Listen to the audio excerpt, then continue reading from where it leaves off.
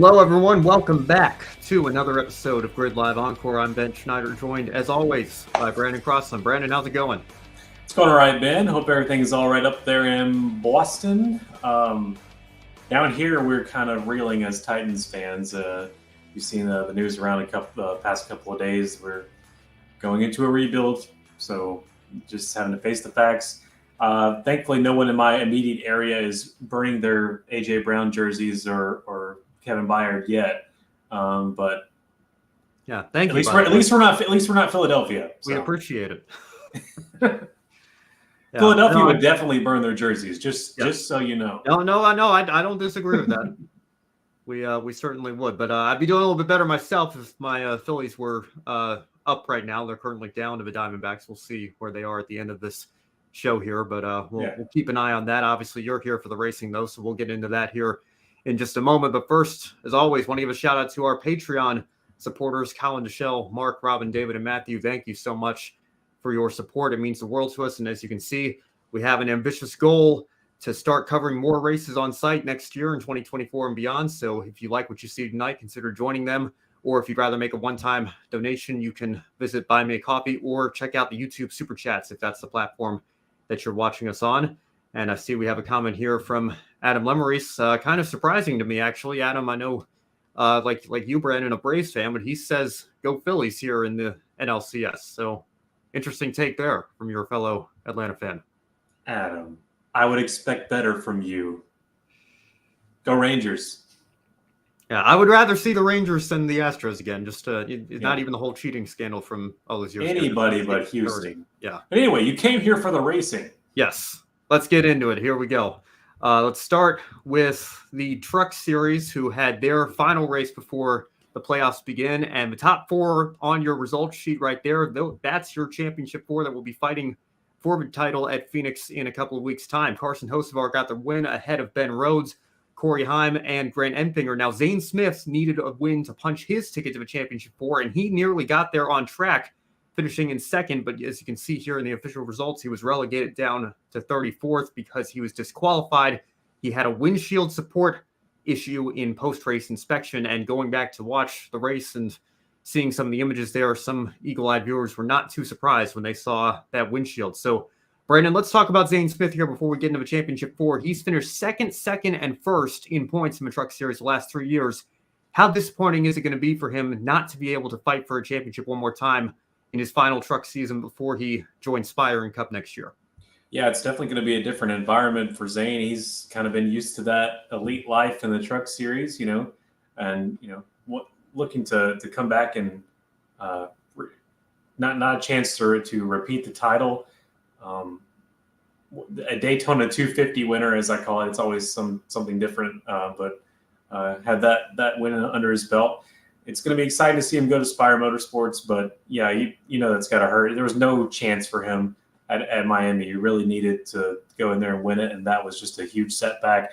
65 points behind the cut line. There's no way he was going to make it there after that much of a setback. But very one of those generational talents. What I think a lot of our new talent is we could describe as generational talents, just kind of all across the board, all different manufacturers. It seems like we've got a lot of young guys in the pipeline and young women in the pipeline that are really top notch. And Zane Smith is up there on that list. So yeah, it's going to be tough to not see him in the championship four, but he's got a lot ahead of him in 2024.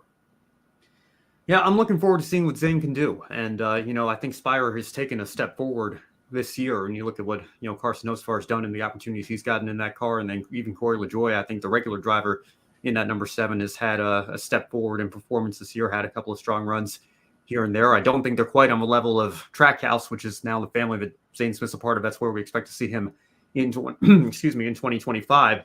But I think that, obviously the disappointment of the here and now not being able to fight for a championship, I'm sure Zane would have loved to go out with a bang, so to speak, with consecutive championships. And, every time he's been full-time in the Truck Series, he's had a very strong run and nearly picked up the title or picked up the title outright like he did last year. So it's going to be a bit strange to have him in the field at Phoenix and not fighting for a championship. But we do have our 4 drivers settled who will be. And we'll get to them here in just a moment. First, I want to talk about another driver who came up just short, and that's Christian Eckes. If you remember back to Bristol, Eckes swept both stages, but got passed for the win in the closing laps by Corey Heim.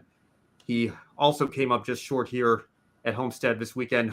Had some speed, but a couple of penalties, particularly a speeding penalty late in the race, dropped him down to 20th. There wasn't much he could do to recover after that. So, Brandon, what do you think is more to blame for Eckes missing the championship for? Is it not closing the deal at Bristol when he dominated the entire evening?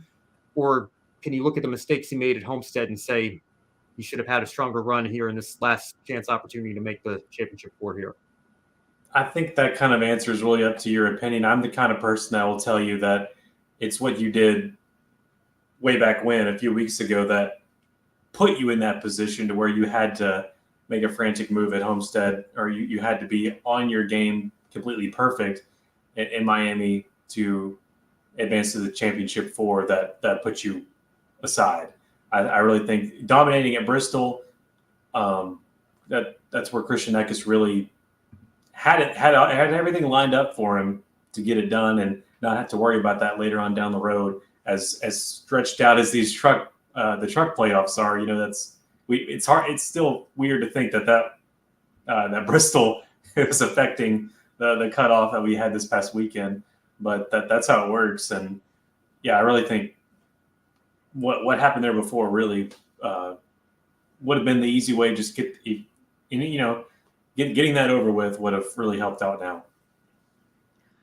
Yeah, I think when you come that close, and certainly, having a dominant truck all night, and we talked about this on the show immediately after that race, is this going to come back to bite him? Because you've got Talladega, very unpredictable race in this round. And then obviously, if you get set back a little bit there, Homestead might become a must-win situation, or at least a must go out and not make mistakes like this situation. And it's unfortunate for Eckes, because I think that team is, you want to talk about a team that's taken a step forward this year. That McAnally-Hilgeman team is really, really strong with Eckes behind the wheel, and has won multiple races this year, had a shot at potentially fighting for a championship, and would be fighting for a championship in 2 weeks' time had he been able to close that deal. But the win unfortunately eluded him. But let's talk about the championship four that we have right here: Corey Heim, Carson Hocevar, Ben Rhodes, and Grant Enfinger. Brandon, of those four, who is your championship pick here as we get ready for Phoenix in 2 weeks' time? Well, this will make me look dumb because, I don't know, just picking the champ favorite going to Phoenix in the Truck Series is like, I don't know, it's like a magic trick. So it really could be any one of these guys. They all have great talent, and somehow you've got all three makes in the hunt for the championship four with two Chevys, with Hocevar and Enfinger. But I really couldn't tell you. Carson Hocevar has the best momentum, being the recent winner. That always helps. And, he's got a good future ahead of him. I guess I'm going to go with Carson, but something in my brain says Heim is just going to Toyota his way out of the desert and take the championship. And one of these is, we usually get that one driver that has some sort of mistake that takes them out of the count, and it ends up just being three in contention after stage two or something like that. So just looking for something like that at Phoenix. And with the trucks, there's a lot more, since they're the slowest of the three top series, there's a lot more, there's a lot more drafting involved with their how much slower they're going instead of Xfinity and Cup. So some of that to go into it as well. But I think Carson Hocevar might be my pick, and Heim a close second. I don't see Ben Rhodes and Enfinger getting it done, but it's Phoenix and it's the championship four. Yeah, exactly. Anything can happen there. I am with you in terms of, where I think Corey Heim is. I think he's been the most consistent, best, most dominant driver over the course of the full season. But that's not how we determine our champions anymore. You just have to make it to Phoenix and then go out and perform in that one race and beat everybody else, and then the championship is yours. My head still wants to pick Corey Heim, but I said a couple of weeks ago that I was just going to roll with Grant Enfinger because I like that story and what that would mean to the GMS team kind of going out on top, very similar to what Johnny Benson did 15 years ago with Bill Davis Racing before they closed their doors. Obviously, Grant Enfinger and GMS have been through a lot over the last couple of months with that news, but I can't think of a better way for them to drop the mic than going out with a championship at Phoenix. And it looks like Adam agrees with me here, picking Grant Enfinger to win the championship. Carson Hocevar is my alternate pick. And hey, Ben Rhodes has won one of these before too. So like you said, Brandon, any one of these four, I don't think we can look at them and say, well, that would be a surprise if they won. I think all of them have very strong cases to be made to win this championship. Yeah, and I would love a GMS racing championship. I love feel-good stories. You know that. I'm all for the upset, the underdog, the whatever. I don't think Grant Enfinger's an underdog, but I would love that GMS coming out on top. Now, help me out here. All of these would be first-time champions besides Ben Rhodes. Is that correct? Or am I missing something with Enfinger? That is correct. I believe so. Yes. There you go. So all first-time champs except Rhodes with the one, it eludes me. I think it was 2021. Yeah. Okay. Yep. He got a little buzzed in his post-race press conference, if you remember that. It was a very memorable. He Brad Keselowski did. I got you. Yes. Okay. Yes, he did. All right. Let's move on here to the Xfinity Series. They still have a race left at Martinsville next week before they determine their championship four, but we have one name locked in and another that, for all intents and purposes, is looking very, very safe. But after finally winning on an oval, Brandon, Sam Mayer, can we start talking about him now as somebody who might be able to come up clutch again? He needed a win to get out of the first round. He got it at the Roval. Now he's won on an oval track. Can he win at Phoenix and prove to be a genuine championship threat? He sure could, man. I'm sold on Sam Mayer now. I was just calling him the road course guy, but once you went on an oval, you got my attention. Sam Mayer, he's the top of junior motorsports, the best thing they've had all year. And that's not something we would have said, you and I both, coming out the gate in Daytona at the beginning of the year. He really has grown us so much since 2022. And it's been great to see. Sam Mayer definitely could come here in the Phoenix and just take the whole thing by storm. There's nothing saying that he couldn't do it. But he's got some steep competition as well that are kind of at a dead heat that we'll talk about here right now, I believe. Yeah, Sam Mayer, and I want to give a call to Riley Herbst as well. Oh, yeah. That was a good race. Can you imagine if Riley Herbst had gotten into the postseason? If he had made the playoffs, I mean, we might be talking about him in the exact same way here. I mean, the last couple of races, he has just been absolutely on fire, and all credit where it's due, because obviously the team didn't make the playoffs. They certainly were not firing all cylinders in the first part of the season, the regular season there. But it's great for them to have these strong runs, but it's unfortunate that they're not in a position to be able to capitalize on them and potentially go fight for a championship. But Sam Mayer is, and he's doing the exact same thing right now, and he's won multiple races at this point. Now has finally won on an oval. I think you certainly have to look at him as a true championship threat at this point.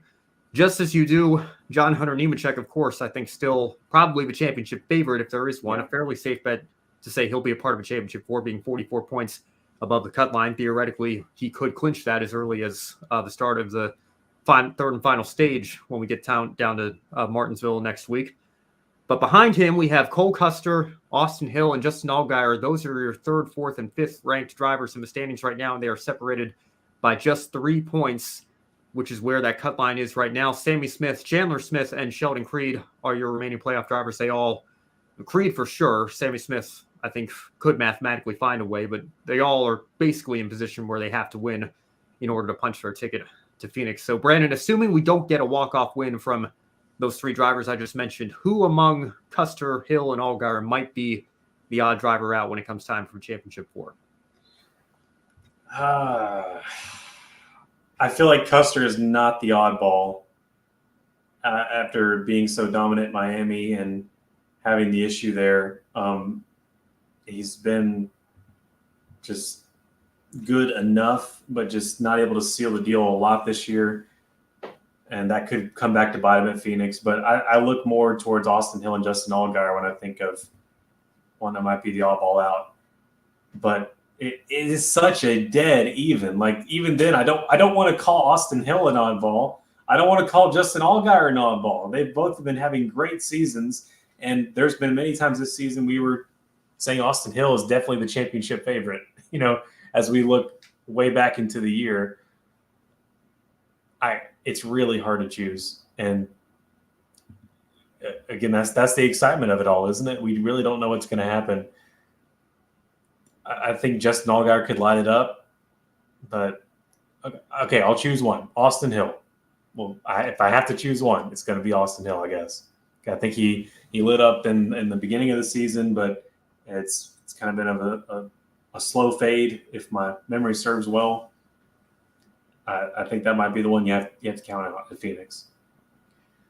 For a while, I think it was dead even between John Hunter Nemechek and Austin Hill. Like, these are your two guys. These are your two main championship favorites. And if you had to come up with a big three, maybe you throw Custer's name in there. Maybe it's Allgaier. I certainly don't think we're talking about Sam Mayer all season. Certainly the second half of the year, he's turned it up and proven that he can take the fight to them and maybe win this championship as well. I look at Sammy Smith. I think back to him winning Phoenix in the spring. If he can somehow, come up with a Hail Mary at Martinsville, we know we're not going to see a Hail Melon again because they outlawed that after last year, even though they've been bringing it back for the promotions. I'm already seeing it. It's only Monday. Oh, yeah. It's in the MRN promos too, man. Yep. It's everywhere. It's like it's illegal. You guys do know it's illegal, right? Yes. It's not going to happen. Come watch this race where this move happened last year, but you will not see again this year, because if you do see it again this year, we're going to disqualify the driver or penalize the driver or whatever the case may be. It's not legal. That's the point. Chastain did a video game move, drove it into the safer barrier, and never lifted. There you go. I've been hearing that for like 11 months.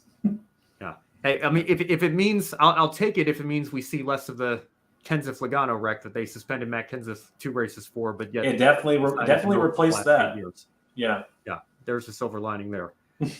Anyway, let's get back on track here. I think if Sammy Smith, based on what he did in the spring, if he does somehow find a way to win Martinsville, I wouldn't put going back-to-back at Phoenix past him, and maybe him finding a way to steal this championship kind of come out of nowhere as well. I feel like Chandler Smith's got a lot hanging over him right now. Of course, the announcement's already been made. He's not coming back to Kaulig next year. There's going to be a bit of a shakeup in terms of that program and everything. Sheldon Creed the same way with RCR. He made that announcement within the last week and a half or so. I don't see him, coming out and pulling a win out of nowhere at Martinsville. So I think it's probably going to come down to those three. And again, if I had to, I'm kind of leaning towards where you are, Brandon. I just feel like even though Austin Hill had a great run on Saturday and finished fourth, I feel like that team is not quite as strong as they were the first half of the year.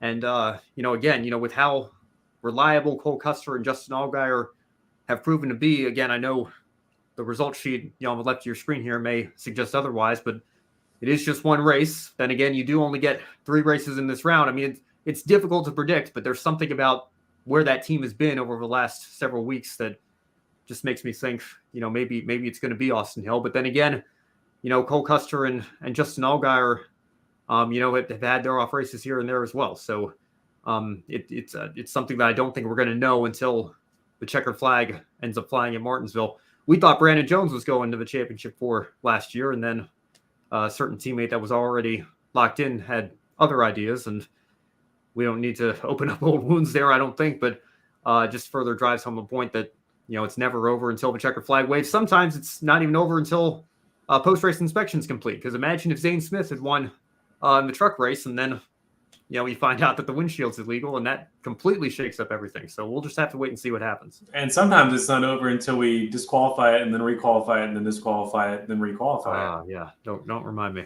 Hey, to get off the subject, I want to shout out Joe Graff Jr. for that top 10 there. Sure. And also Derek Kraus with an 11th place finish. That really impressed me. Yeah, Derek Kraus had a strong finish to the stage there. Just pulling away from everybody. It was a solid day for both of them, no doubt. So great runs for them. Nice run for the kid in 5th. I think maybe has a bright future as well. Dale Earnhardt Jr., if he can keep this up. I was saving that for later, man. Well, we're going to roll right into it here. I'll give a quick recap of the ARCA West race, but I know it's your moment there for the end of the show. So I'll save it out. I won't go any further there. I'll let you talk about Junior there at the end. But we did have an ARCA West. Or sorry, go ahead. I think now, if you'll excuse me, I'm going to angry chat in the private chat here. Okay. Sorry about that. All right. Comment here from Joe Samaniego that I almost missed. Sorry about that, Joe. But good to see you in the chat room. Sam Mayer versus John Hunter Nemechek for a championship. Those are his top two. I think those are everybody's top two at this point, with Mayer's current form and obviously with Nemechek's form over the course of the entire year. Certainly a reliable choice there for the championship. So we'll see if he can close the deal before he moves on to the Cup Series with Legacy next year. An unfortunate deal for him in the Cup race. So I'm glad he got that opportunity. And kudos to Chevy and Toyota for agreeing to do that, because I feel like nowadays, with how the manufacturers can be, it's something that we, certainly would have been likely to see 10 or 15 years ago. But now with how strongly each driver is tied to their current manufacturer, a bit of a surprise that Chevrolet and Toyota went ahead and okayed that driver swap for the week. But I'm glad they did, because it gives, even though the team is going to be switching manufacturers next year, I'm sure there's a lot of the same people that will have to get used to working with John Hunter. So it was a nice little test session, I think, for them. It's unfortunate that it ended the way they did, but glad to see him get that opportunity in that 42 car. Yeah, absolutely. I think that was much bigger than we realize. Possibly like in the years following, we may look back at that and go, wow, can you believe that happened? Yeah. And he did really well in practice. I was watching practice live, and he was fighting up there with Ty Gibbs in practice. They were racing each other hard, and it was weird to see just John Hunter getting a quick little glimpse in a Chevy, but what he's going to be in next year with Toyota. But only giving him so much, which is also weird, because he's going to be a competitor. Yeah, I'm trying to think. The only thing that comes to mind for me is, and again, I think the circumstances may have played a factor here, but after Ryan Newman got hurt at the Daytona 500 in 2020, Ross Chastain, who was Chevy driver, was drafted into the Roush car, the 6 to sub for him. So there was a kind of gentleman's agreement, I guess, with the manufacturers there.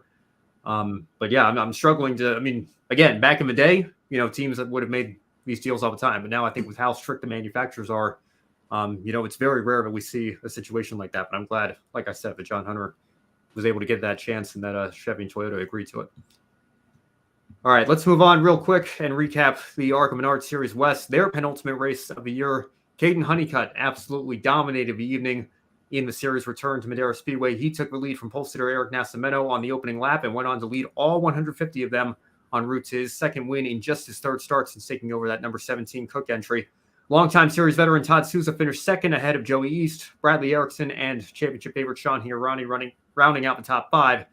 Now, pole sitter Nascimento ended up in sixth, while Higurani's main championship rivals, Trevor Huddleston and Tyler Reif, finished down in 10th and 11th, respectively. So this all but confirms that it's very, very good looking for Sean Higurani to take this championship at Phoenix. But then again, we do usually have an increased car count for this race at the end of the year, so we'll see what happens. It may be a situation where he just has to take the green flag. It may be a situation where he just has to survive without getting taken out in an opening lap incident, but looking very good for his chances to lift that trophy in 2 weeks' time at Phoenix. They now have a week off, the West Series does, before they head to Phoenix alongside NASCAR's 3 national touring divisions to close out their season as well.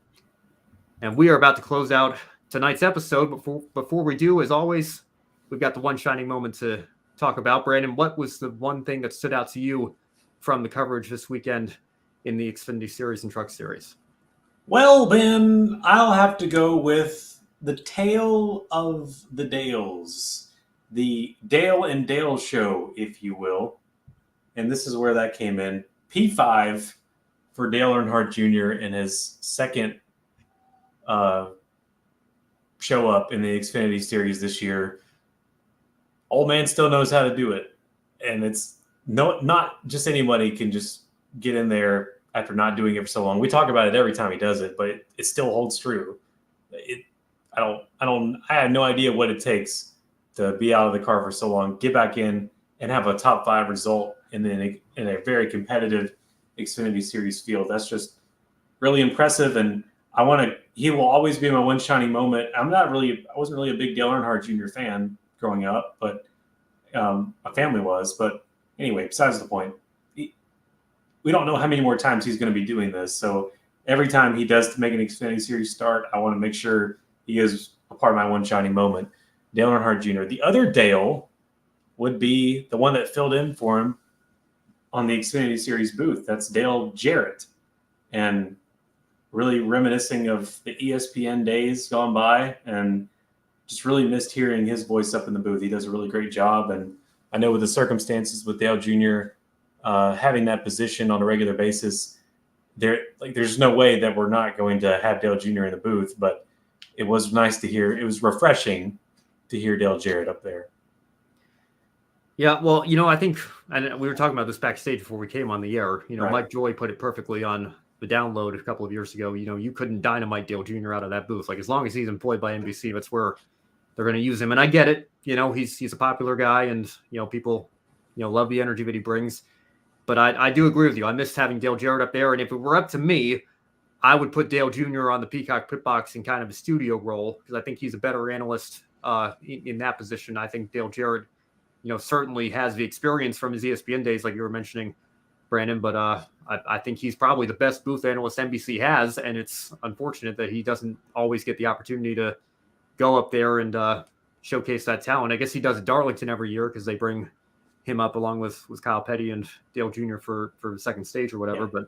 But refreshing to see him in the booth. I totally agree, and certainly agree with you there. I'm sure Josh Berry, it's going to make for an interesting competition meeting, I guess, this morning. It was this morning, wasn't it? Yeah. With what happened there. Yeah, so that was an unfortunate deal. But, regardless, still a strong run. And he could have had a top 5 at Bristol as well. That was the same car that they were mentioning that, had that electrical fire issue at Bristol that unfortunately ended his night prematurely there. But I'm with you. It's certainly impressive to see him get out there and only do this once or twice a year and still run as competitive as he is.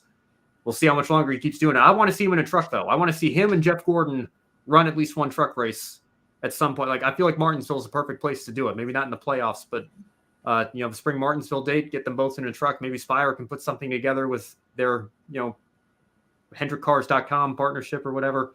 Yeah, that would be interesting to see. I think that's one of the few things that neither of them have done. Jimmy Johnson only did it once. Let's get them in a truck. That'd be something a little bit different and refreshing to see for all of us, I think.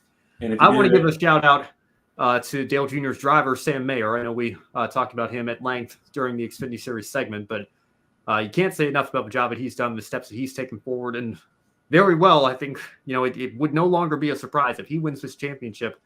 The run that he's been on, I think it's going to be thoroughly deserved. I also want to give a shout out to Bailey Curry in the Truck Series. Again, I guess you can kind of call this a class win. You've got your championship 4 up there, sweeping the top 4 spots. But Bailey Curry, I think, has absolutely put in some strong runs alongside Carson Hocevar this year in that Nice equipment. And, I think certainly deserving of a full-time opportunity in 2024. We'll see what his plans hold. But a great result for him. Those are my one shining moments. And Brandon, unless you have anything to follow up with here, I'll go into the closing of the show. That has been our show here, a little bit on the shorter side, but only a couple of NASCAR series to talk about tonight. But thank you all for tuning in, regardless, to Grid Live Encore, and make sure you follow the Grid Network on all of our social media platforms: X, that's Twitter, Facebook, Instagram, TikTok, Twitch, LinkedIn, Threads, and most importantly, right here on YouTube. Join us on our journey to 1,000 subscribers and beyond. If you really liked what you saw tonight, like I mentioned at the start of the show, you can consider taking 5 minutes and joining our Patreon. Join Colin Deschelle, Mark, Robin, David, and Matthew in investing in Grid Network to help keep us on the air throughout the rest of this year and into next year. And as you can see, our long-term goal of $500 per month will allow us to begin attending races on site on a more regular basis, which expands our coverage for you, the viewers. If you'd rather make a one-time donation instead, you can visit Buy Me a Coffee. The link to that is in the description box below. You can buy a coffee for your favorite on-air talent. Any amount will help us continue to grow our motorsports media outlet here at Grid Network. And again, as always, if you're watching on YouTube, we now have Super Chats enabled as well. Now, on Wednesday, Kobe will be back with Josh and Matt on Grid Tonight, so don't miss that. And, of course, you can stay tuned for more Grid Live coverage this weekend. Women in Motorsports is back as well, so don't miss that as we get towards the end of this week. Brandon, any final thoughts before we sign off for this evening?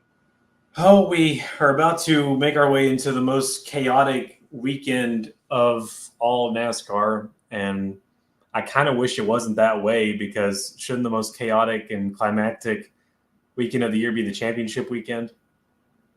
I mean, with the championship format we have, I know this is not the kind of thing we should be bringing up in final thoughts, but yes, Paperclip coming up, championship penultimate weekend coming up this weekend. It's going to be a lot of fun, and we're going to have a jam-packed show, I'm pretty sure. I think there are a lot of checks that are waiting to be cashed. They might just be cashed this weekend, both good and bad at Martinsville. But I'm with you. I miss Homestead as the finale.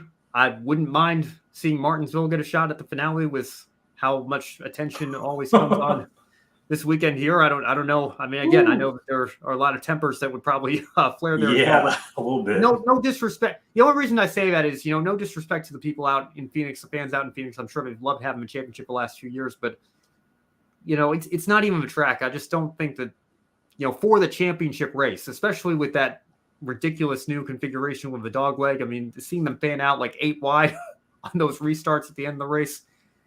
I don't know. Especially come on, is this always get an overtime finish? I'm not a fan of that being the finale, but I am a fan of Martinsville, and I'm looking forward to a great weekend of racing coming up.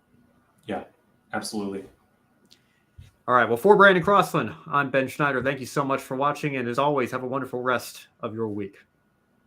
Thank you for watching us right here on YouTube. Be sure to subscribe and check out some of our other videos, including Life on the Grid, where we interview folks from the motorsports industry. Thank you for watching. We'll see you next time.